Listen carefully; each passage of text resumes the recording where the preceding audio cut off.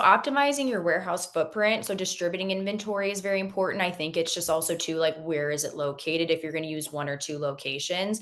And most of the time your 3PL can run that data for you. So that's where you're just making smarter fulfillment options. Not always does your product need to be the closest to you. I know when it's to the manufacturer, like that's very important right now too. We're trying to drive down costs wherever we can with the tariffs changing.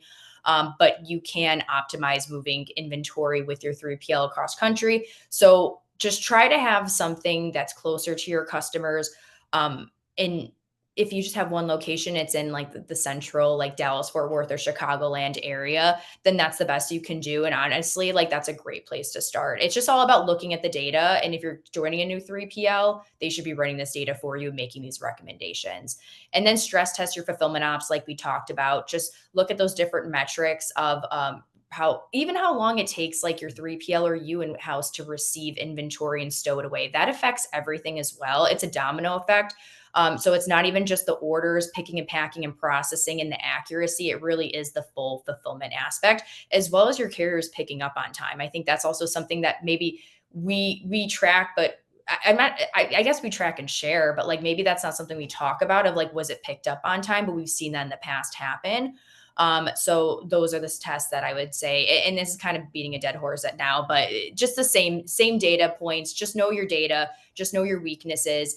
And just try to have strategies for when things go wrong, or have extra staff if you're able to. But most of the time, the 3PLs are ready to go with this stuff, and this is stuff they're prepped and they're doing. But I know I do hear about people's 3PL saying, well, we're not going to be able to handle your volume or things happen. Just have a contingency plan. And I don't want to say, like, if you're not confident in your 3PL, to have other quotes, but like it's always great to have options. Some of the biggest mid market, sorry, I keep saying mid market, which it means mid market to me, but like to you guys, you're like, what does that even mean? But I would say just like household name brands that are e-commerce, omni-channel focus, a lot of them have RFPs and proposals from 3PLs, and they're not going to move into like a year or two, but they just have the options and they know what it looks like. So if you're ever weary that you're not sure that your 3PL is going to keep up with volume, just look at other options. But hopefully, these tests that they're doing and they can provide for you if you have your own warehouse will show you if you're ready or not. And it's not too late to have these conversations. I know it seems scary, but like I've seen us onboard people in a matter of weeks. So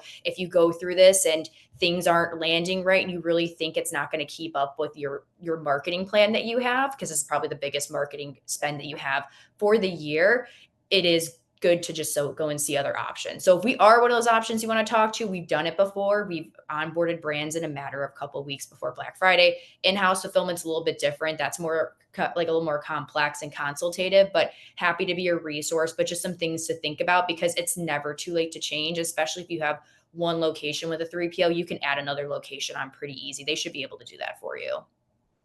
Cool, cool. And just to close out the last couple of bullets here, like I was saying earlier, when it comes to just testing your own infrastructure, by the way, this does not necessarily mean you have to write code. Sometimes it's something as simple as running a thought experiment. What would I do in the event that X happened, right? So try to identify the areas in your overall flow and just see if there are any things where you need to have a contingency plan where you don't currently have one.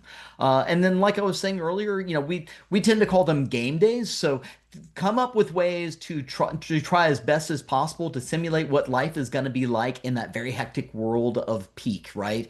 Try, like I said earlier, send a test package, verify what the pick pack ship, timelines look like, just so you know what normal should look like during peak, so that you can throw up a red flag if something starts to deviate from that. And then, the last thing, and Francesca, of course, I want you to chime in on this as well. But, I think, again, it's really fantastic that you've got ShipBob, who's really helping you manage the logistics of moving those molecules around and then letting Shippo handle getting those molecules to your customers. I think you nailed it. There's just a great partnership here. And I think that's the beauty of like the ecosystem that we've built together, as well as the partners we have. A lot of people are integrated with our systems, and that